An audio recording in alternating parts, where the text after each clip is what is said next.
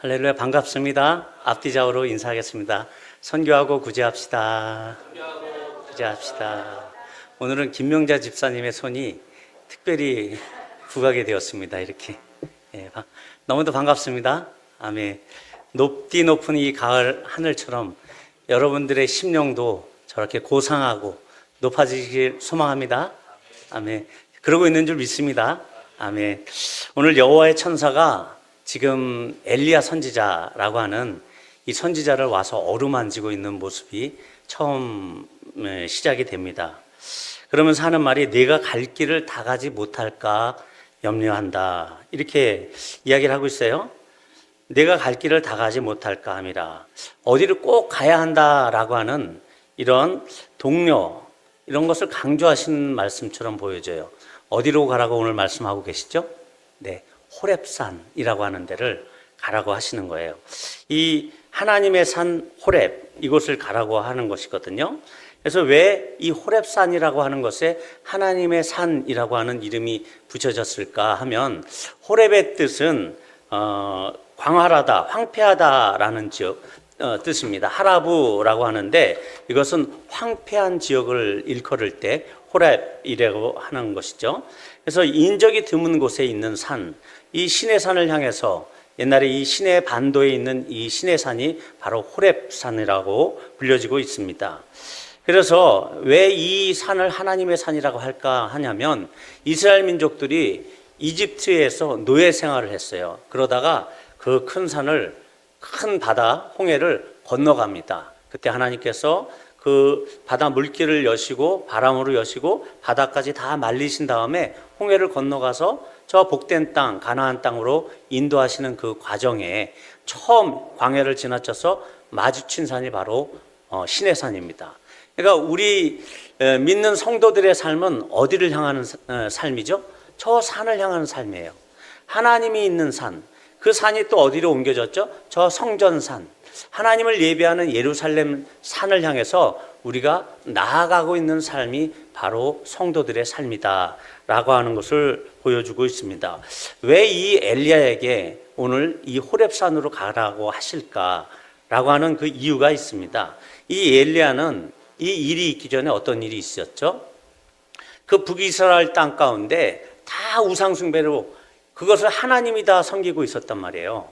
그러니까 하나님이 아닌 것을 가지고 하나님이다, 내가 섬겨야 될 대상이다 라고 섬기고 있는 그 와중에 영적으로는 아주 깜깜하고 어두움 가운데 있는 이 땅 가운데 이 엘리야라고 하는 걸찍한 선지자가 나타나서 하나님의 말씀을 대언하기 시작했고, 하나님이 가라 하니까 갔고, 또한 피하라고 하니까 피하고, 또한 또다시 그 왕에게 가서 이 우상의 선지자들을, 그 바알의 선지자 450명, 아세라 선지자 400명, 850명을 모으라고 온 이스라엘을 모으라고 합니다. 어디서? 갈멜산에서. 그때 하나님께서 하늘에서 불이 임하게 하셔가지고 그 제단에 물이 흥건하게 있고 제단에 그 제물도 물에 젖어 있는 그 상태에서 그 도랑의 물까지 그 불이 임하여가지고 확 훑어버리죠. 그 불의 혓바닥으로 그냥 싹 훑어버리듯이 이렇게 훑어버리는 일이 있습니다.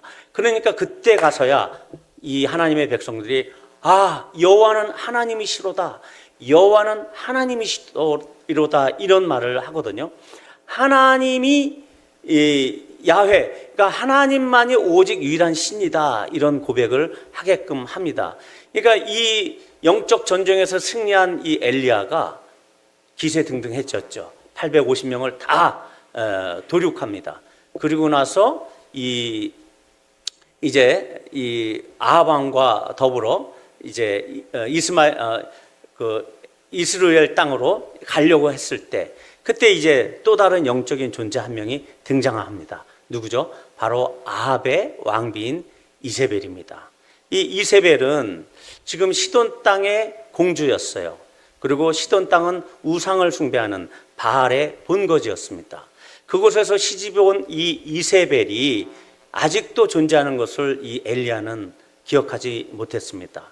이 이세벨이 그 소식을 듣고 나서 아합왕에게 이 소식을 듣고 나서 어떤 얘기를 하죠? 내일 이맘때까지 내가 그 엘리야를 죽이지 아니하면 신들이 내게 벌을 내릴 것이다. 이렇게 하면서 강한 선포를 하고 겁을 줍니다. 그러니까 어떻게 해요? 엘리야가 어머 나 살려. 그러고서 도망을 갑니다. 그래서 도망가게 된 곳이 바로 저 이스라엘은 저 북쪽 지방 북이스라엘인데 저 남쪽 유다를 지나서 브엘세바까지 내려갑니다. 그리고 저 밑으로 내려가면 애굽 땅이에요. 그 애굽을 지나기 전에 시내산, 시나이 반도가 있고 그 시나이 반도에 시내산이 있는 곳인데 지금 브엘세바까지 와가지고 지금 자신의 신세를 한탄하고 있습니다. 그리고 자기와 함께 왔던 종은 거기 브엘세바에 내버려 두고 광야길을 하루길로 가가지고 거기서 아마 죽고자 하는 그 생각으로 그 광야길 아무도 없는 그곳에 고립적으로 혼자 있게 됩니다. 로뎀나무 아래에 있었다. 이것은 고립된 그의 형편을 나타내고 그 고립으로부터 더 깊은 고립, 광야길로 들어가서 그곳에 혼자 있게 되는 그 배경 가운데 지금 이 이야기가 전개되고 있습니다. 하나님은 그 가운데에서도 영적 어두움 가운데 빠져있던 이 시대에 그렇게 하나님을 위해서 나서고 그 바알 우상 숭배자들을 처단했던 이 엘리야가 이렇게 와서 혼자 고립적으로 앉아있는 것이 안쓰러우셔서 그에게 떡과 구운 떡과 물 한 병을 주시면서 천사를 통해서 위로하십니다. 천사가 우리 중에 천사 보신 분 있나요? 천사 만나신 분이 있나요? 없지 않습니까? 그 정도로 이 엘리야에게 하나님께서 은혜를 베푸셔요. 그것도 2번씩이나. 이 천사를 통해서 어루만지게 하세요. 이것은 하나님의 어루만짐이시죠. 야, 엘리야야, 너 힘들었지? 그래도 다시 한번 일어서 보자. 라고 하는 이 용기를 북돋워 주시는 것이 그에게 떡 한 조각, 물 한 병 주시는 그것이었습니다. 우리들 중에도 영적인 승리를 가끔 경험한 분들이 있을 거예요. 이렇게 주일날 예배를 나오는 것도 영적인 승리입니다. 가족들의 요구, 여러 가지 요구들이 있을 수 있어요. 그럼에도 불구하고 영적인 승리 가운데 우리가 이렇게 함께 나와서 예배를 드립니다. 그럼에도 불구하고 우리들의 삶의 일부분은 마귀에게 붙잡혀 있는 부분들이 있어요. 그 마귀에서 영향력을 받고 있는 부분이 있다라는 것입니다.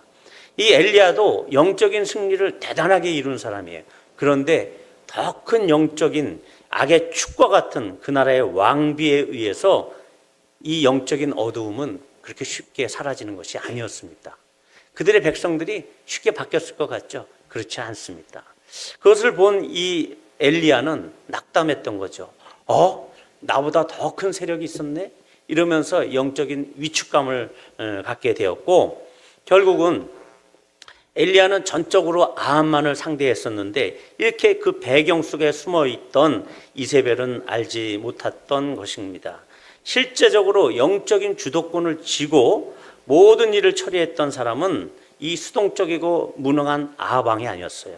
그의 아내였던 그리고 여호와의 선지자들을 모두리 처단했던 그런 이세벨이었습니다. 이렇게 다 강한 영적인 세력들 앞에서 하나님의 선한 일을 하고자 했던 엘리야가 쫓겨나는 신세가 되었을 때 그는 더 이상 그 용기 많고 하나님의 일이라고 하면 가라 하면 가고 피하라고 하면 피하고 머물라고 하면 머물렀던 그런 엘리야가 아니었습니다. 오늘 우리도 하나님께서 피하라라고 하는 말씀이 없는데 피하고 있는 부분은 없는지 한번 돌아볼 필요가 있습니다. 이 도망은 엘리야 스스로 생각해낸 강구책이었습니다. 저 북쪽 이스라엘을 놔두고 저 남쪽 브엘세바는 하나님이 가라고 하신 말씀이 한 번도 없었습니다. 강한 영적인 전쟁 후에 이 바알과 아세라 선지자 850명을 도살한 그 후에도 이렇게 지치는 것이 바로 인간입니다. 영적인 강한 승리 앞에서도 이제는 내일 이맘때 반드시 내 생명을 찾겠다라고 하는 이 말 한마디에 도망자의 신세가 되는 것이 우리 인간들이라는 것입니다. 그는 그의 형편만 봤습니다. 19장 3절에 보니까 그가 이 형편을 보고 일어났다라고 합니다. 자신이 없어졌고 이젠 자기 연민에 빠지게 된 것이죠. 우리 가장분들이 있지 않습니까? 직장 일에 시달리고 사람들과의 관계에 치이다 보면 이 일을 계속 해야 되나? 내가 직장을 옮겨야 되는 것은 아닌가? 다른 직업을 찾아봐야 되는 것은 아닌가? 이런 생각들을 하게 됩니다. 저 역시 그랬거든요. 일이 좀 안 들고 그러면 앞으로 우리 아이들 부양은 어떻게 하지? 이런 생각들을 하게 됐죠. 또 어떤 분은 한 가지 죄악된 습관들 때문에 그것을 여러 번 싸움을 하고 이겨보려고 했지만 그 죄를 이기지 못하는 자신을 보면서 더 이상 이 죄와의 싸움은 이기긴 힘든 것이 아닐까라고 그렇게 자기를 내려놨던 분도 계실 것입니다. 우리 성도님 중에서 지금 이런 직장을 옮기기를 소원하는 분, 직업의 변경을 원하는 분들, 또 그것을 위해서 열심히 인터넷을 서칭하거나 뭔가 다른 직업을 알아보려는 분도 계실 것입니다. 그러나 하나님께서 직장을 옮기시게 하실 때는 대부분 두 가지의 이유가 있습니다. 그 직장 때문에 우리 성도들이 더 죄를 짓게 되는 그런 일이 있을 때는 그 직장을 옮기시게 하거나 그 직장이 어떻게 해요? 도산을 하게 하거나 이런 일들이 있게 됩니다. 또 어떤 경우는 그 직장은 멀쩡한데 우리에게 새로운 사명을 주시고자 그 직장을 옮기게 하시는 경우가 있습니다. 그것 외에는요, 우리가 그 직장 안에서 하나님이 원하시는 그 뜻을 찾아야 되는 것입니다. 이것이 우리의 사명입니다. 저 악한 상사, 나를 괴롭히는 동료들, 가시와 같이 나를 계속적으로 경쟁적으로 나를 찌르는 동료들도 있을 것입니다. 그것은 나의 성품을 훈련하라라고 하시는 하나님의 도구인 것을 우리가 깨달아야 합니다. 혹은 더 이상 이 직장에서는 월급도 못 받고 있고 수입이 생기지 않는 그런 직업 가운데 있는 분들도 있을 거예요. 하지만 하나님은 그 안에서 황무지와 같은 곳에서도 하나님께서 천사를 통해서 까마귀를 통해서 우리의 먹을 것을 공급해 주시는 분이다 라는 것을 배우시기를 원한다라는 것이죠. 우리는 그렇게 살 수 있습니다. 하나님을 신뢰하는 자에게 하나님은 천사를 보내주세요. 아무리 영업이 안 돼도 가끔 와서 이 물건 팔아주는 사람이 있다니까요. 저도 그걸 많이 경험합니다. 그리고 그런 경우도 있어요. 아침에 얘기했는데 까먹었어요. 어쨌든 있습니다. 천사들 보내주세요. 까마귀 보내주세요. 걱정하지 마십시오. 이렇게 낙담되고 지쳐서 쓰러진 엘리야, 그렇게 사막 가운데서 굶어 죽기로 결정한 엘리야에게 하나님은 2번씩이나 천사를 보내셔 위로해 주십니다. 이것이 하나님 아버지의 어루만짐이신 것이죠. 천사가 어루만졌지만 하나님이 와서 우리를 어루만져 주신 것입니다. 인생 살다가 사람에게 실망하고 나는 선을 베풀었는데 그 사람이 나를 적대시하는 경우도 있고 또한 무관심하기도 하고 배반하는 것처럼 그렇게 여길 때도 있습니다. 뿐만 아니라 우리가 지쳐서 아무것도 하기 싫을 때도 있습니다. 차라리 이런 생활의 반복이라고 하면 아유 죽고 싶다 라는 생각을 가질 때도 있죠. 이 19장 4절에 보니까 이 엘리야가 표현하는 말이 이런 말이 있어요. 그가 한 로뎀 나무 아래에서 앉아서 자기를 죽기를 원하여 이르되 여호와여 넉넉하오니 지금 내 생명을 거두옵소서. 나는 내 조상들보다 낫지 못하나이다. 이렇게 얘기를 해요. 여호와의 넉넉하오니 이 뜻은 원어적으로 지긋지긋하다는 거예요. 아 주님 나 이 일하는 거 이제 지긋지긋해요. 아 하나님 이제 이거 뭐 수입도 없고 나 못하겠어요. 하나님의 소명, 사명 나 그런 거 몰라요. 그만두고 싶어요 라고 할 때가 많이 있다라는 것이죠. 그때 하나님이 불현듯 음식을 제공하세요. 이 음식으로 하나님은 응답하십니다. 까마귀를 보내주시는 거죠. 천사를 보내주십니다. 살 수 있습니다. 걱정하지 마십시오. 하나님의 뜻이 있을 때까지 그 직장에 버티세요. 하지만 그 직장에 나를 범죄하거나 혹은 하나님이 새로운 사명을 주실 때는 아무리 좋은 조건이라도 떨쳐버리고 나와야 되는 것입니다. 이처럼 하나님의 자녀들이 그런 부정적인 마음이 들 때에도 용기를 잃지 말아라. 오늘 이 엘리야 저 저 2000년 전에 있었던 이 엘리야를 통해서 지금 우리에게 말씀하시는 거예요. 2000년이 뭐야? 3000년 전에 있었던 이 엘리야를 통해서 우리들에게 용기를 북돋아 주시는 것입니다. 그러니까 구약의 얘기, 엘리야 선지자님 이런 얘기들이 우리랑 동떨어진 얘기가 아닙니다. 하나님은 이 엘리야의 심정을 가지고 우리에게 지금 다시 한번 말씀을 하시고 있습니다. 곧 좋아질 거야. 너무 걱정하지 말아라. 내가 다 보고 있다. 이렇게 말씀하시는 것입니다. 지금도 우리의 삶 속에 여전히 천사들을 보내주고 계시다라는 것을 잊지 않으셨으면 좋겠습니다. 우리 천사 있잖아요. 우리 가족들, 새끼들 천사입니다. 아무리 직장에서 힘들고 어려워도 가족들이 있고 친구들이 있잖아요. 힘들고 어려울 때 주님이 옆에 계시지 않습니까? 그런 하나님의 위로, 이것이 천사의 손을 통해서 오셨던 것처럼 이제는 우리 공동체의 지체들을 통해서 우리에게 다가오고 있다. 이것을 믿으셨으면 좋겠습니다. 이렇게 하나님은 죽지 않게 해주신다는 그 상황 가운데 믿음의 눈을 들어서 지금 엘리야의 눈을 저 시내 산을 향하게 하시는 것입니다. 이렇게 믿음으로 하나님의 산을 바라볼 때 비로소 우리들의 입에서는 감사가 터지기 시작하는 것입니다. 그리고 그 감사를 보시고 하나님께서는 새 사명들을 우리에게 주실 것입니다. 또다시 또 다른 하나님의 일을 하라고 우리에게 독려하시고 권면하실 것입니다.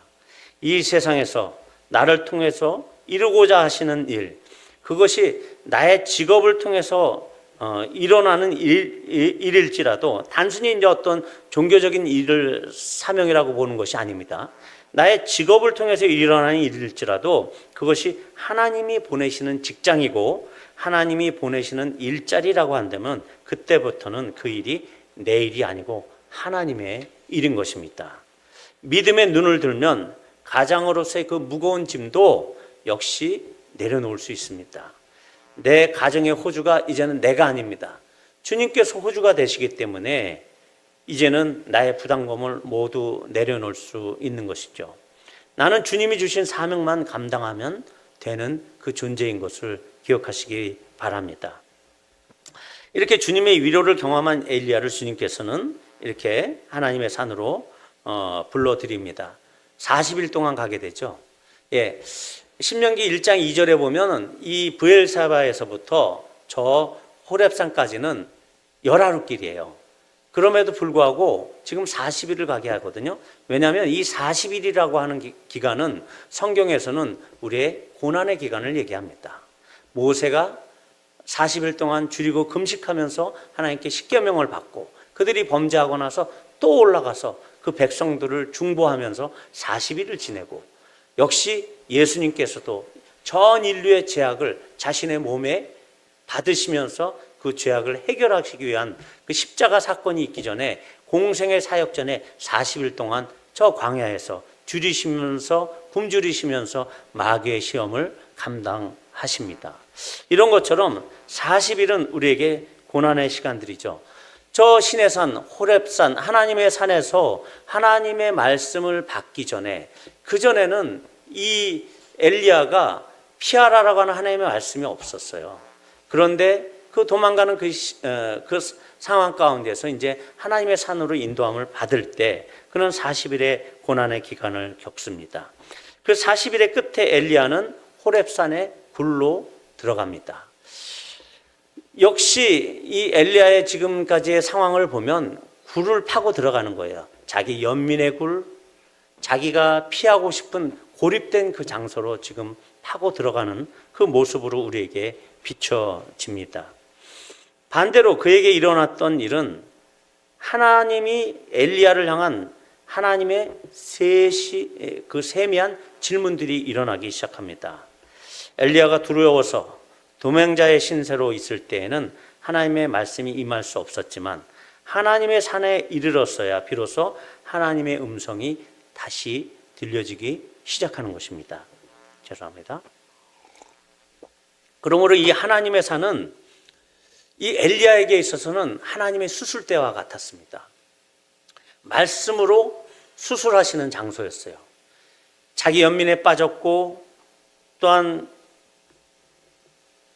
이렇게 실패자의 그 삶이라고 생각하고 도망자의 삶이었던 그에게 하나님께서 묻습니다. 엘리야야, 네가 어찌하여 여기 있느냐? 이렇게 말씀하시는 거죠. 그리고 하나님께서 엘리야를 굴 바깥으로 불러내십니다. 그리고 하나님께서 그의 앞으로 지나가시면서 하나님의 진짜 모습을 보여주시길 원하셨습니다. 근데 그 모습은 큰 바람과 같은 그런 모습도 아니셨습니다. 그리고 이 바람 후에 일어나는 땅을 흔드는 그런 지진과 같은 모습도 아니었어요. 또 갈멜산에서 있었던 그런 하늘에서 내려오는 그 불과 같은 곳에서도 하나님이 계시지 않았습니다. 어디에 계셨죠?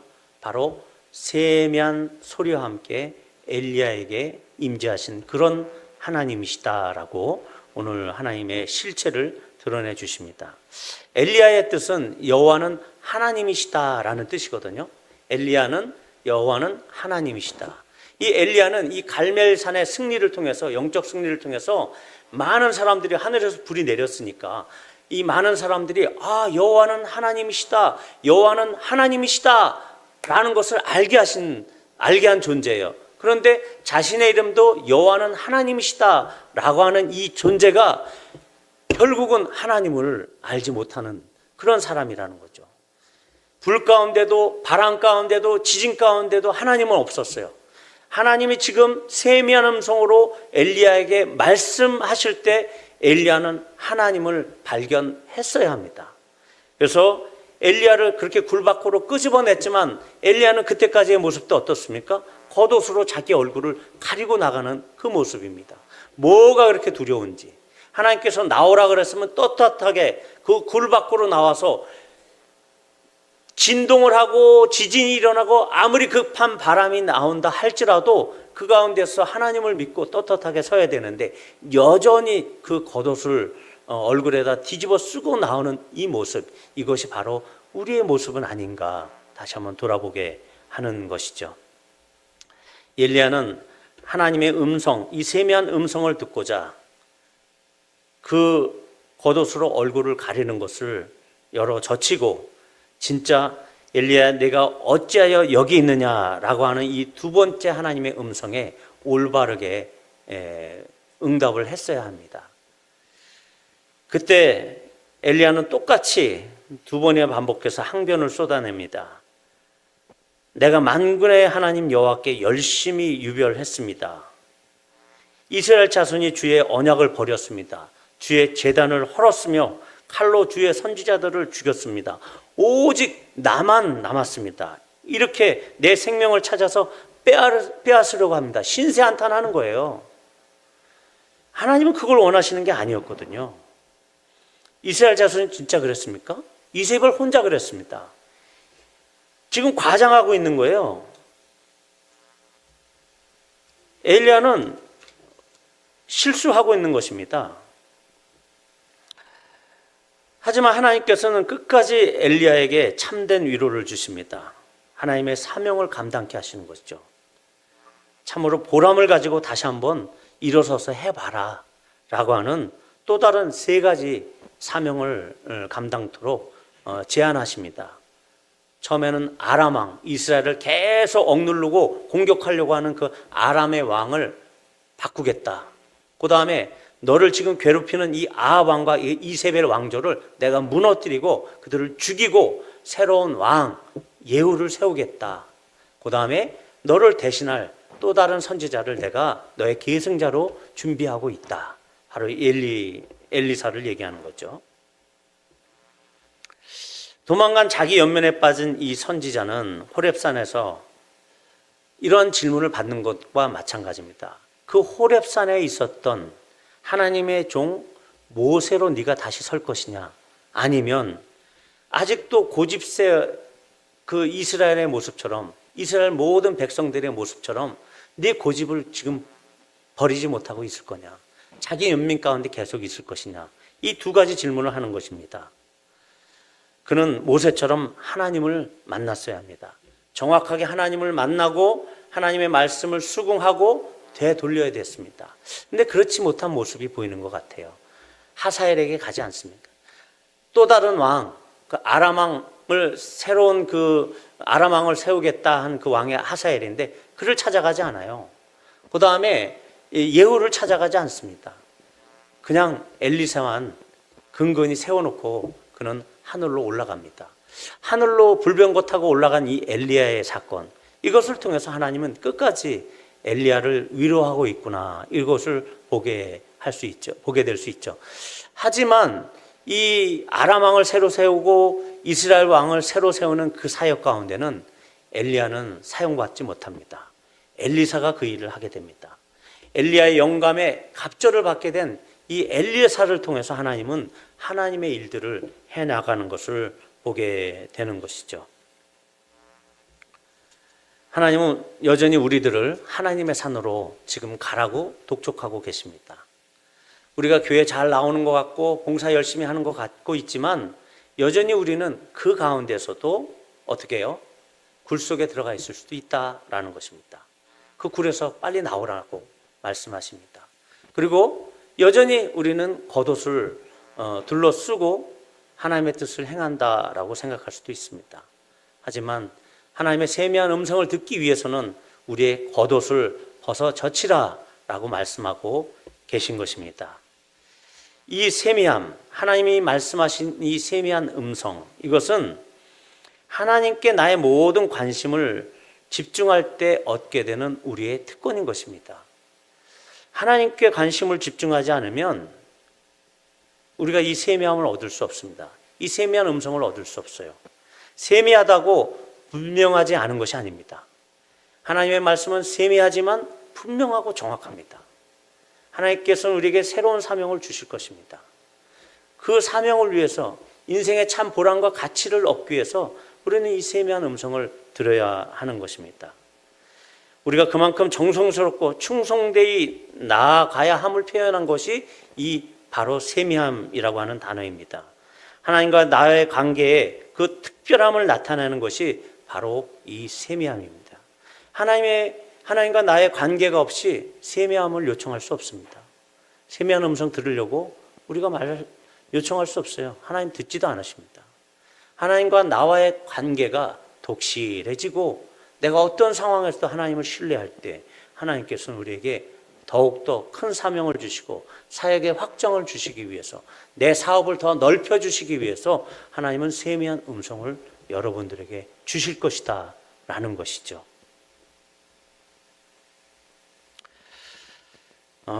이 엘리야는 하나님께서 함께 하셨던 그 과거를 기억하지 못했습니다. 그것을 기억을 했다, 갈멜산의 그 승리를 기억을 했다라고 할지라도 그것이 전부가 아니었습니다. 하나님이 쓰신 조용한 방법, 그것은 그 굴 밖에서 일어났던 그 장엄하고 웅정한 현상들이 아니었다라는 것이죠. 벌써 우리 내면에서 하나님께서 세미하게 들려주시는 하나님의 말씀이라는 것입니다. 우리가 묵상하지 아니하면 이 하나님의 세미한 음성이 우리에게 들려지지 못한다라는 것입니다. 신의 산, 이렇게 알려진 이 하나님의 산이라고 알려진 이 호렙산은 그냥 산이 아니었습니다. 하나님의 산이죠. 이 산에서 특별하고 세미한 음성을 들어야 우리는 인생의 참 의미를 느낄 수 있습니다. 아무리 바쁘고 분주해도 우리는 이 산에서 특별히 들려지는 하나님의 세미한 음성을 들어야 하는 것입니다. 다시 네가 죽으려고 했던 그 험난한 광야길로 이제 돌아서서 가라 라고 하는 이 사명을 주시는 것이죠. 하나님의 사명을 수행할 위대한 사명의 장소로 하나님께서는 우리를 다시 내보내시기를 원하십니다. 이 신의 산을 통해서, 이 신의 산의 경험을 통해서, 그 전에 40일의 이 고난의 기간을 통해서 우리는 비로소 신의 산에 설 수 있었고, 신의 산 그 굴 밖에서 나와서 겉옷을 뒤집어 내팽개치고 다시 한번 사명의 길로 들어서기 위해서는 하나님의 세미한 음성을 들어야 할 것입니다. 그러면 하나님께서 결정적으로 큰 위로의 말씀을 우리에게 주실 것입니다. 바로 맨 마지막 절이죠. 18절 우리 함께 읽어볼까요? 시작.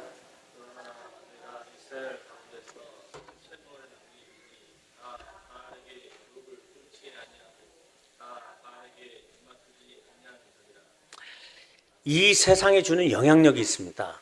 그리고 그것은 곧 바알의 영향력이라고 할 수 있거든요. 세상에서 세상의 가치를 따라야 너희가 먹고 살 수 있어, 이렇게 얘기하는 바알의 영향력이 우리에게 지금 미치고 있습니다. 그런데도 불구하고 하나님께서는 바알의 사상에 무릎 꿇지 않은 7,000명의 사람을 남겨뒀다라고 하시면서 이 엘리야를 위로하고 계시는 것입니다. 그리스도의 공동체를 얘기합니다. 영적 어두움의 세상으로 이미 다 시들어가는 이 영적 어두움의 시대에 그리스도의 공동체가 있음을 하나님께서는 엘리야에게 위로로 말씀하시는 것입니다. 죄와의 싸움, 생존의 싸움, 그런 삶을 살고 있는 우리 하나님의 제자들에게 지금 너희가 지쳐갈 때 이 공동체를 통해서 서로 너희가 환대하며 환영하고 함께 동역해야 한다라는 것을 말씀하고 계시는 것이죠. 이제는 당신의 그 위로의 손을 천사의 손이 아니라 이 공동체를 통해서, 그리스도의 공동체 안에서 서로의 지체들을 통해서 위로해 주시겠다라고 말씀하고 있습니다. 우리가 낙담됐을 때, 지쳐갈 때 그리스도의 이 공동체를 통해서 위로받을 뿐만이 아니라 우리가 공동체를 통해서 위로의 손길을 줄 수 있는 그런 사람이 되길 하나님이 원하신다라는 것이죠. 그래서 우리 셀리더분들이 있습니다. 우리 셀리더분들이 공동체 소그룹의 리더들입니다. 이 소그룹 모임 안에서 그 어머니와 같은 세밀한 사랑과 위로를 받을 수 있습니다. 그리고 지난번에 말씀드렸듯이 우리 공동체 예배를 통해서는 하나님의 장엄하고 또한 넉넉한 하나님의 사랑을 체험할 수 있다라고 말씀을 드렸습니다. 이 소그룹의 셀원들, 또한 이 소그룹의 셀리더분들 아니면 사역자분들, 이 모든 분들은 그래서 어머니와 아버지의 역할을 해야 되는 것이죠. 그래야 세상에서 지치고 사역에 지친 서로가 위로가 되어지며 서로를 세워줄 수가 있죠.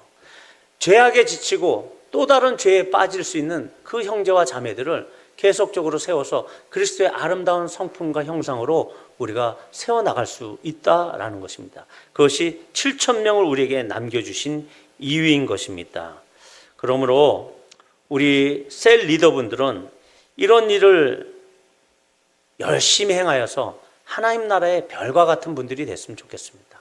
정말 위로자가 되어져서 하나님을 대신해서 위로자가 되어져서 이 세상과의 싸움에서 반드시 우리 사랑하는 성도님들이 힘을 얻고 승리할 수 있도록 독려해 주시고 위로해 주시는 분으로 섰으면 좋겠고, 우리 셀원분들도 공동체 성경 공부 모임이나 셀 모임에 열심히 참석하셔가지고 셀 리더의 그런 품격을 갖추는 그런 성도님들로 속히 그 위로하는 자리에 오르기를 간절히 축원을 드리는 것입니다. 낙담되고 지칠 때마다, 어려운 일 당하고 힘들 때, 그때마다 우리 참사랑교회 성도님들은 언제든지 이 소그룹 공동체를 통해서 세밀한 위로를 받으시고 공동체 예배를 통해서 하나님의 넉넉하심을 체험하는 그러한 깊은 위로와 넓은 위로가 체험되어지는 그런 성도님들 되기를 주님의 이름으로 축원을 드립니다.